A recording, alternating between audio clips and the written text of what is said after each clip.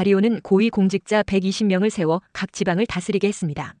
그리고 또 그들 위에 다니엘을 포함한 3인의 총리를 두어 고관들로부터 직무를 보고받게 했습니다. 그러니까 다리오가 전국을 120개의 행정구역으로 나누어서 다스리고 있었던 것입니다. 그런데 고대 역사가 헤르도투스는 페르시아는 전국을 20개의 도로 나누어 통치했다고 기록했습니다. 그리고 에스더 1장 1절과 에스더 8장 9절에 따르면 아하수에로 왕 때에는 전국을 127개의 행정구역으로 나누어 통치하고 있었다고 기록하고 있습니다. 그리고 그로부터 250년 후에 활동했던 요세푸스는 페르시아가 전국을 360개의 행정구역으로 나누어 통치했다고 기록했습니다. 즉 페르시아 제국은 행정구역이 점점 확대되었다는 것을 알 수 있습니다. BC 562년 느부갓네살의 죽음 이후 사실상 은퇴 상태에 있었던 다니엘은 BC 539년 벳사살의 사건을 통해 23년여 만에 총리가 되어 다시 역사의 현장으로 복귀했습니다. 이때 그의 나이는 80이 넘은 상태였습니다. 그런데 다리오는 80세가 넘은 다니엘을 중용하여 총리로 임명했습니다. 다니엘 정도의 지혜와 능력이라면 나이와 상관없이 훌륭하게 직무를 수행할 것이란 믿음이 있었기 때문입니다. 총리의 임무와 권한은 매우 큰 것이었습니다. 다니엘 6장 2절에 또 그들 위에 총리 셋을 두었으니 다니엘이 그 중에 하나이라 이는 고관들로 총리에게 자기의 직무를 보고하게 하여 왕에게 손해가 없게 하려 함이었더라 했습니다. 여기서 직무를 보고하게 하여를 직역하면 계산을 해주다는 말입니다. 이는 고관들의 주요 업무가 세금을 징수하는 것과 관련된 것임을 말합니다. 총리의 주요 직무는 고관들의 세무 행적을 지휘, 감독하여 재정적으로 왕에게 손실이 없도록 해야 하는 것이었습니다. 이 일을 위해 3명의 총리가 세워졌지만 80세가 넘은 다니엘이 가장 중요한 일을 맡았다는 것입니다. 다니엘 6장 3절에 다니엘은 마음이 민첩하여 총리들과 고관들 위에 뛰어나므로 왕이 그를 세워 전국을 다스리게 하고자 한지라 했습니다. 민첩하다는 말은 탁월한, 비범한, 급도이라는 뜻입니다. 다니엘은 3명의 총리는 물론이거니와 120명의 고관들에 비해 극도로 뛰어났다는 것입니다. 왕은 이렇게 뛰어난 사람을 중용하고자 하는 것은 당연한 욕심입니다. 과거 애굽으로 팔려간 요셉도 같은 이유로 애굽에서 제2인자가 되었던 것입니다. 다리오 역시 다니엘에게서 탁월한 능력을 보았고 그래서 총리들의 으뜸인 즉 왕 다음 가는 제2인자로 세웠던 것입니다. 그래서 다른 2명의 총리로 하여금 다니엘에게 결제를 받도록 했던 것입니다. 아마 2명의 총리가 맡은 곳에서는 다니엘이 맡는 곳에서와 같이 투명하고 깔끔함이 없었던 모양입니다. 그런데 바로 이와 같은 다리오의 생각이 다니엘에 대한 음모를 불러 일으키게 만들었던 것입니다.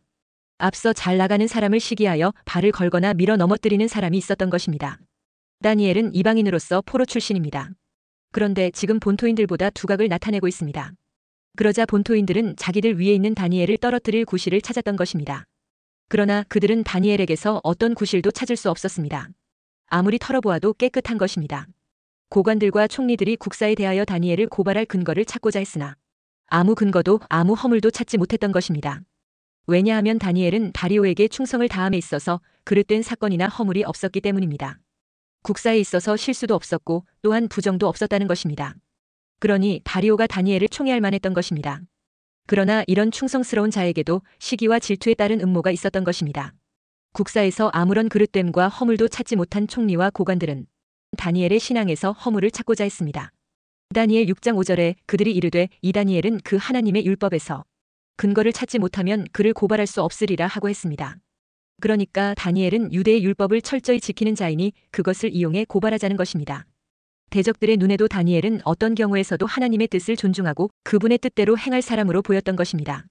그러므로 그들은 국가가 요구하는 것과 하나님이 요구하는 것을 서로 충돌하게 만들면 다니엘이 당연히 하나님의 요구를 선택하게 하여 국가의 요구를 거부하는 죄인으로 만들겠다는 것입니다. 이 계획을 성공시키려면 새로운 법을 제정해야 했습니다. 그래서 그들은 다리오 왕 앞으로 나아가 자신들이 위반한 법령을 제시합니다. 다니엘 6장 7절에 나라의 모든 총리와 지사와 총독과 법관과 관원이 의논하고 왕에게 한 법률을 세우며 한 금령을 정하실 것을 구하나이다. 왕이여 그것은 곧 이제부터 30일 동안에 누구든지 왕 외에 어떤 신에게나 사람에게 무엇을 구하면 사자굴에 던져 넣기로 한 것이니이다 했습니다. 이들은 아주 간교했습니다. 왕의 위엄을 높이는 법안인 것처럼 위장하여 왕의 승인을 받고 그 법으로 왕이 가장 신임하는 다니엘을 제거하려 했던 것입니다. 다니엘은 어떤 경우에도 하나님께 기도하는 사람이기 때문에 이 법령이 공포되어도 하나님께 기도를 할 것으로 보았던 것입니다. 이 법안에 서명한 자들이 누구라 했습니까? 모든 총리와 지사와 총독과 법관과 관원이라고 했습니다. 모든 고위 관리들이 이 법에 서명을 한 것입니다. 이것은 어떤 특정한 사람이 다니엘을 미워해서 시작된 음모가 아니라는 것입니다. 페르시아 귀족 사회 전체로부터 시기와 질투를 받아 발생한 사건이라는 것입니다. 그러니까 페르시아의 귀족 사회가 볼 때 포로 주제의 총리가 되고 나아가 수석 총리가 되는 다니엘을 용납할 수 없다는 것입니다. 결국 다니엘이 페르시아의 상류층의 미움을 받는 존재가 되어 있었다는 것입니다. 법안을 위반한 대적들은 다리오 왕에게 법안에 도장을 찍을 것을 요구했습니다. 그리고 왕이 도장을 찍은 법은 그 누구도 다시 고치지 못한다는 페르시아의 전통을 상기시켰습니다. 이 법안은 왕으로 하여금 자신이 총애하는 신하를 꼼짝없이 죽게 만드는 계략이었습니다. 지금 다니엘의 대적들은 다니엘을 제거하기 위해 다리오 왕을 기만했던 것입니다. 그런데 그들의 이 음모를 알아채지 못한 다리오는 법안에 도장을 찍어 법령을 공포하고 맙니다. 그래서 30일 동안에 누구든지 왕 외에 어떤 신에게나 사람에게 무엇을 구하면 사자굴에 던져넣기로 하는 법이 공표되었습니다. 첫째, 다니엘은 기도금지법이 공표되었지만 계속 하나님께 기도하다가 고발당하여 사자굴에 던져지게 되었습니다. 다니엘 6장 10절에 다니엘이 이 조서에 왕의 도장이 찍힌 것을 알고도 자기 집에 돌아가서는 윗방에 올라가 예루살렘으로 향한 창문을 열고 전에 하던 대로 하루 3번씩 무릎을 꿇고 기도하며 그의 하나님께 감사하였더라 했습니다. 다니엘은 매일 하루에 3번씩 자기 방에서 예루살렘을 향한 창문을 열고 무릎 꿇고 기도하며 하나님께 감사하였다고 했습니다. 다니엘은 대적들의 음모에 의해 공포된 법이 자신을 향하는 칼날인 것을 알고 있었습니다. 자신이 매일 예루살렘을 향해 기도한다는 사실을 알고 있는 대적들이 자신을 제거하기 위해 왕을 부추겨 법령을 공포한 사실을 총명한 다니엘이 모를 리가 없었습니다. 그런데 그럼에도 불구하고 다니엘은 너무도 태연하게 윗방으로 올라가 예루살렘을 향한 창문을 열고 하루에 3번씩 기도를 올림으로써 대적들의 음모에 스스로 빠지고 말았습니다. 대적들의 음모를 알고도 기도를 멈추지 않은 것은 무엇 때문일까요? 것은 다니엘은 자신의 종교성을 과시하기 위해 기도했던 것은 아니었습니다. 다니엘은 어려운 시험 앞에서도 굴복하지 않고 자신의 믿음과 기도를 포기하지 않았을 뿐입니다. 즉 다니엘에게 있어서 기도란 목숨보다 더욱 가치 있는 보물이었던 것입니다. 이것이 다니엘의 믿음입니다. 특히 다니엘은 감사의 기도를 드렸다고 말하고 있습니다. 자기를 죽이려는 대적들의 칼날이 목 앞에 와 있는 상황에서 무엇을 감사할 수 있었겠습니까? 그는 지금까지 베풀어 주셨던 하나님의 지속적인 은혜에 감사한다는 것입니다. 다니엘에게 있어서 은혜에 대한 감사는 목숨보다 소중했던 것입니다. 그랬기에 다니엘은 하루에 3번씩 기도하는 것이 법에 의해 사형죄에 해당된다 해도 기도를 쉬지 않았습니다. 많은 신실한 사람들조차 이 30일 기간 동안은 기도하지 않는 것이 현명하다고 생각했을 것입니다. 그러나 다니엘은 생명의 위험을 무릅쓰고 계속 기도했습니다. 이에 대적들은 다니엘을 고발하게 됩니다. 본문 11절에 그 무리들이 모여서 다니엘이 자기 하나님 앞에 기도하며 간구하는 것을 발견하고 했습니다. 30일 동안에 누구든지 왕 외에 어떤 신에게나 사람에게 무엇을 구하지 못하게 하는 금령에 의해 다니엘을 감시하는 눈이 많아졌습니다. 그리고 다니엘이 계속 기도하고 있는 것을 확인한 대적들은 즉시 왕에게 달려가 고발합니다. 그들의 고발은 치밀하게 계획된 것이었습니다. 12절에 이에 그들이 나아가서 왕의 금령에 관하여 왕께 아뢰되 왕이여 왕이 이미 금령에 왕의 도장을 찍어서 이제부터 30일 동안에는 누구든지 왕 외에 어떤 신에게나 사람에게 구하면 사자굴에 던져넣기로 하지 아니하였나이까 했습니다.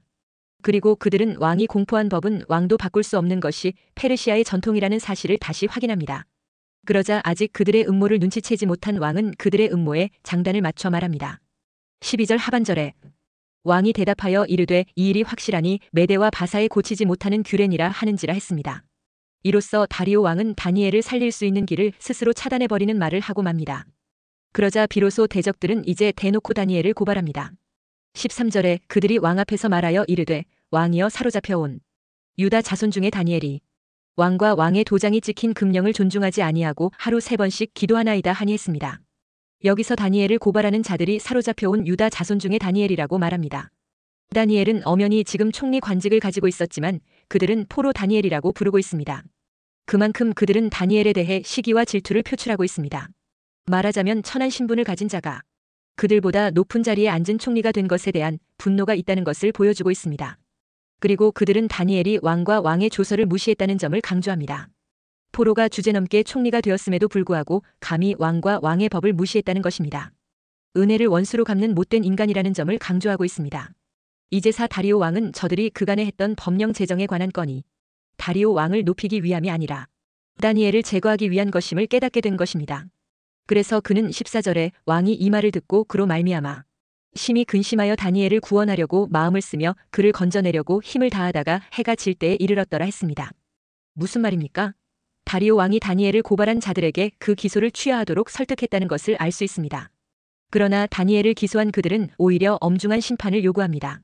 이때 다니엘은 자신을 위해 어떤 변명도 하지 않고 있습니다. 오히려 다리오 왕이 다니엘을 살리기 위해 변호하고 있습니다. 그러나 다니엘을 고발한 자들은 떼거리로 몰려와 말합니다. 본문 15절에 그 무리들이 또 모여 왕에게로 나아와서 왕께 말하되 왕이여 메대와 바사의 규례를 아시거니와 왕께서 세우신 금령과 법도는 고치지 못할 것이니이다 하니 했습니다. 둘째, 하나님은 기도하는 자를 원수들로부터 보호해 주시는 하나님이십니다. 다리오 왕의 구명운동도 실패하고 마침내 다니엘은 사자굴에 던져지고 맙니다. 다리오 왕은 다니엘을 사자굴에 보내면서 할 수 있는 말은 다니엘이 섬기는 전능하신 하나님께서 구원해 주시기를 바란다는 말을 하는 것밖에 다른 도리가 없었습니다. 16절에 이에 왕이 명령함에 다니엘을 끌어다가 사자굴에 던져 넣는지라 왕이 다니엘에게 이르되 내가 항상 섬기는 너의 하나님이 너를 구원하시리라 하니라 했습니다. 그리고 다니엘은 사자굴에 던져지고 맙니다. 대적들은 다니엘을 사자굴에 던지고 굴입구를 왕의 도장과 귀족들의 도장으로 임봉하여 아무도 다니엘에 대한 조치를 고치지 못하도록 했습니다. 다리오 왕은 식음을 전폐하고 잠도 자지 않습니다. 18절에 왕이 궁에 돌아가서는 밤이 새도록 금식하고 그 앞에 오락을 그치고 잠자기를 마다하니라 했습니다. 그리고 동이 트자마자 사자굴로 달려간 다리오 왕은 슬픈 목소리로 굴을 향해 외쳤습니다. 20절에 다니엘이 든 굴에 가까이 이르러서 슬피 소리질러 다니엘에게 묻되 살아계시는 하나님의 종 다니엘아 내가 항상 섬기는 내 하나님이 사자들에게서 능히 너를 구원하셨느냐 하니라 했습니다. 그런데 사자굴에서 대답이 들려왔습니다. 21, 22절에 다니엘이 왕에게 아뢰되 왕이여 원하건대 왕은 만수무강 하옵소서. 나의 하나님이 이미 그의 천사를 보내어 사자들의 입을 봉하셨으므로 사자들이 나를 상해하지 못하였사오니 이는 나의 무죄함이 그 앞에 명백함이오며 또 왕이여 나는 왕에게도 해를 끼치지 아니하였나이다 하니라 했습니다. 대적들은 다니엘을 사자굴에 집어넣고 굴을 봉했지만 하나님은 사자의 입을 봉함으로써 다니엘을 구원했다는 것입니다. 이어서 다니엘은 하나님이 자신을 구원해 주신 근거를 말했습니다. 22절에 이는 나의 무죄함이 그 앞에 명백함이오며 또 왕이여 나는 왕에게도 해를 끼치지 아니하였나이다 했습니다.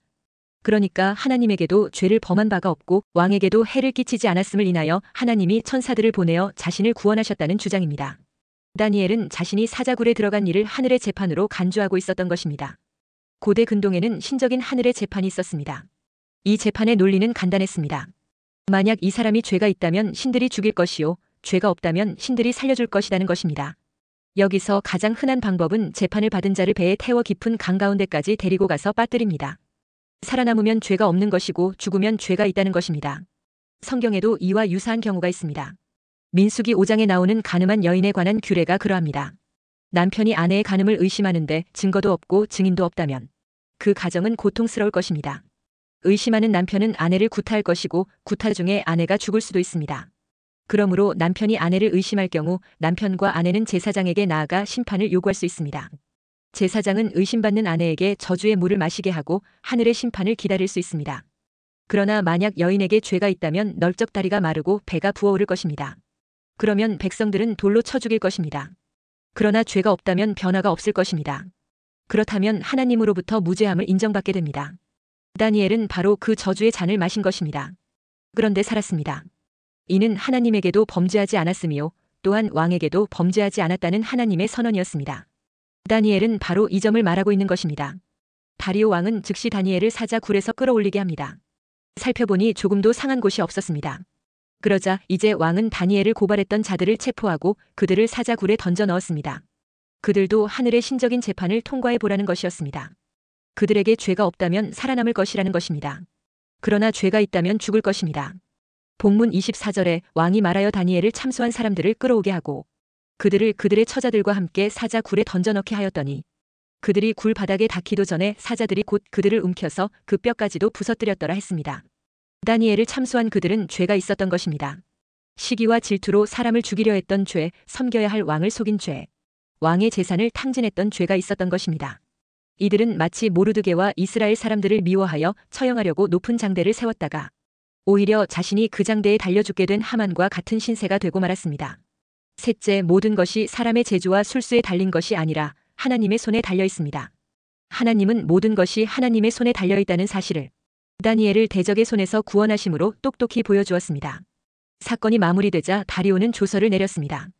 조서의 핵심은 다니엘의 하나님 앞에서 떨며 두려워하라는 것이었습니다. 느부갓네살은 다니엘의 세 친구가 맹렬히 타는 풀무에서 기적적으로 구원을 받았을 때 다니엘 3장 29절에서 하나님께 경솔히 말하지 말라는 조서를 내렸고 다니엘이 꿈을 해석하였을 때는 하나님을 찬양하기만 했습니다. 그러나 다리오는 한 걸음 더 나아가 본문 26절에 내가 이제 조서를 내리노라 내 나라 관할 아래에 있는 사람들은 다 다니엘의 하나님 앞에서 떨며 두려워할지니 그는 살아계시는 하나님이시요 영원히 변하지 않으실 이시며 그의 나라는 멸망하지 아니할 것이요 그의 권세는 무궁할 것이며 했습니다. 하나님 앞에서 떨며 두려워할지니 했습니다. 하나님에 대한 올바른 태도를 명한 것입니다. 다리오는 모든 백성이 하나님을 경외하고 두려워해야 하는 이유를 장황하게 설명했습니다. 특히 다니엘의 하나님은 살아계시는 하나님이요 영원히 변치 않으실 하나님이요 그의 나라는 멸망하지 아니할 것이요 그의 권세는 무궁할 것이라 했습니다. 하나님이 다니엘을 사자의 입에서 구원해내시는 것을 볼 때 그러하다는 것입니다. 이 일로 이스라엘 백성들은 하나님에 대한 소망을 더욱 굳건하게 할 수 있었습니다. 그리고 다니엘이 다리오 왕의 시대와 고레스 왕의 시대에 형통했다고 말하고 있습니다. 본문 28절에 이 다니엘이 다리오 왕의 시대와 바사 사람 고레스 왕의 시대에 형통하였더라 했습니다. 우리는 다니엘을 통하여 그의 기도의 자세를 배울 수 있습니다. 그는 하나님께 나아가 기도할 때 무릎을 꿇고 기도하였습니다. 무릎을 꿇었다는 것은 하나님께 대한 복종이요 하나님을 전폭적으로 의뢰하는 것입니다. 다니엘은 자신이나 자기 백성이 죄 때문에 하나님 앞에 버림받는 것이 당연한 자임을 잘 알고 있었습니다. 그러므로 하나님께 나아갈 때는 교만하게 나아가지 않았습니다. 오직 하나님의 긍휼과 능력을 바라고 나아갔습니다. 그리고 또한 우리는 기도로 모든 문제를 해결하는 다니엘을 배우게 됩니다. 그는 문제가 생겼을 때 지금까지 그가 쌓은 인생 경험이나 자기 지혜를 의지하여 해결할 수도 있었습니다. 아니면 사람들을 만나 대화하고 로비 활동을 하며 도움을 청할 수도 있었습니다. 그런데 이렇게 하면 문제가 잘 해결될 것 같지만 이상하게도 더 꼬이게 됩니다. 문제의 해결자가 하나님 되심을 믿고 조용히 하나님께 나아가 기도해야 합니다. 그러면 하나님께서 친히 문제를 해결해 주십니다. 또한 하나님은 기도하는 자에게 문제를 해결할 수 있는 힘과 지혜와 믿음을 공급해 주십니다. 다니엘과 같은 영적인 사람은 모든 문제를 안고 조용히 하나님께 나아갑니다. 사람을 미워하고 혈과 육의 싸움을 하거나 하지 않고 기도로 사단과의 영적 싸움을 싸웁니다. 이를 통해 영적 비밀을 깨닫고 영적으로 더욱 성장하게 됩니다. 다니엘은 어떻게 이런 위기에서 혈과 육의 싸움을 싸우지 않고 기도로 영적 싸움을 싸울 수 있었을까요? 그것은 다니엘이 하나님을 의뢰하였기 때문입니다. 본문에서 다니엘은 나의 하나님이란 말을 자주 사용하고 있습니다. 다니엘은 전심으로 자기 하나님을 사랑하고 자기 하나님을 전폭적으로 의뢰하였습니다. 그는 자기 생명이 원수들의 관계에 의해 좌지우지되지 않고 자기 하나님의 손에 달려있음을 알았습니다. 이때 그는 자기 생명을 하나님께 온전히 맡기고 평온한 가운데 자기와 자기 백성을 위하여 기도할 수 있었습니다. 우리에게는 각자 나의 하나님이 계십니다. 이 하나님은 믿는 자의 편이 되어주셔서 승리를 주시는 분이십니다. 이 하나님을 전적으로 의뢰할 때 세상이 아무리 요동하고 험해도 두렵지 않습니다. 그러면 어떤 사단의 역사 가운데서도 우리에게 승리를 주십니다. 그리고 다니엘은 진리가 승리할 것을 믿었습니다. 22절에 이는 나의 무죄함이 그 앞에 명백함이오며 또 왕이여 나는 왕에게도 해를 끼치지 아니하였나이다 했습니다. 다니엘은 지금까지 하나님 앞에서 아무런 사심 없이 하나님의 영광을 위하여 살아왔습니다. 그는 순결과 의를 지켰습니다. 그러므로 그는 조금도 부끄러울 것이 없었습니다. 그러므로 그는 자기에게 불리한 조서가 만들어지고 왕의 어인이 찍힌 것을 알고도 조금도 흔들리지 않고 진리 편에 분명히 섰습니다. 권모술수를 쓰며 자기 꾀를 믿고 사는 사람들이 잘 되는 것 같고 우직하게 진리대로 사는 사람들은 손해보고 망하는 것 같이 보일 때가 있습니다. 그러나 이 모든 것은 일시적일 뿐입니다. 결국은 진리가 승리합니다. 하나님은 살아계셔서 진리 편에 서 계십니다. 우리는 다만 진리를 위하고 진리를 위해 싸우면 하나님은 승리를 주십니다. 그러므로 다니엘은 끝까지 인간적인 싸움으로 싸우지 않고 진리 편에 서서 진리를 위해 싸울 수 있었습니다. 그러므로 앞으로 무슨 일이 있어도 우리는 기도 생활을 중단하지 말아야 합니다. 깨어 기도함으로 성령의 기름 부음이 끊어지지 않는 지혜로운 5처녀의 반열에 들어가게 되시기를 축원합니다.